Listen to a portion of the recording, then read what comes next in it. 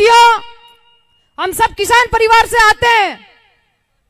हम भली भांति जानते हैं कि हमारे लिए जमीन की क्या कीमत है, हमारे लिए पशुओं की क्या कीमत है और हमारे लिए इस वनस्पति की क्या कीमत है। हमें इन सबको जीवित रखना हमारा परम कर्तव्य है। हमारे पूर्वजों ने सिखाया है कि जमीन, पशु और वनस्पति के लिए अगर आपको अपनी जान की कुर्बानी देनी पड़े तो भी कभी पीछे मत हटना। इसी धर्म को निभाते हुए आज हम हमारी जमीन की रक्षा करने के लिए, यहाँ की वनस्पति को बचाने के लिए, यहाँ के वन्य जीवों को बचाने के लिए यहाँ पर एकत्रित हुए हैं। आप सभी जानते हैं कि वर्तमान की सरकार गहरी नींद में सोई हुई है। इसका जीता जागता उदाहरण कुछ दिन पहले हम सब ने देखा कि राजस्थान की उप मुख्यमंत्री का बालोतरा तरफ का दौरा था। उस समय हमारी माताएं, बहनें, बुजुर्ग और हमारे भाई अपनी मांग को लेकर डोली गांव के अंदर एकत्रित हुए थे। किस तरह यहाँ के जनप्रतिनिधि ने इनका अपमान किया। अगर वो स्वागत के लिए खड़े होते तो यहाँ पर आधा घंटा नहीं, 1 घंटा भी वो रुकने को तैयार थे, मगर हमारी जायज मांग को सुनने के लिए उनके पास 5 मिनट का भी वक्त नहीं था।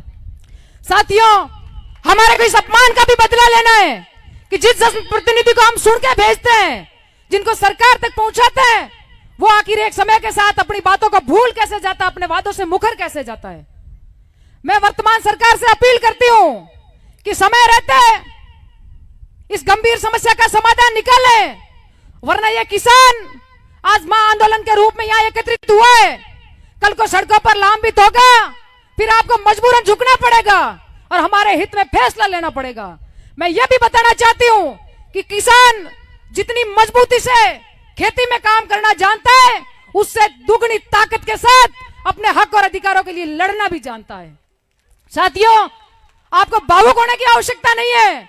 आपके साथ मजबूत जनप्रतिनिधि खड़े हैं और हमें पूरी उम्मीद नहीं, पूरा भरोसा है कि इस समस्या के समाधान का परिणाम हम लेकर उठेंगे। मजबूती से आपके साथ कंधे से कंधा मिलाकर खड़े रहेंगे।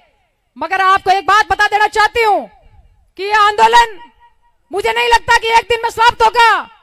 इस समस्या के लिए हमें मजबूती से लड़ना पड़ेगा। लड़ाई आर पार की भी हो सकती है, उसके लिए भी आप सभी लोग तैयार रहें।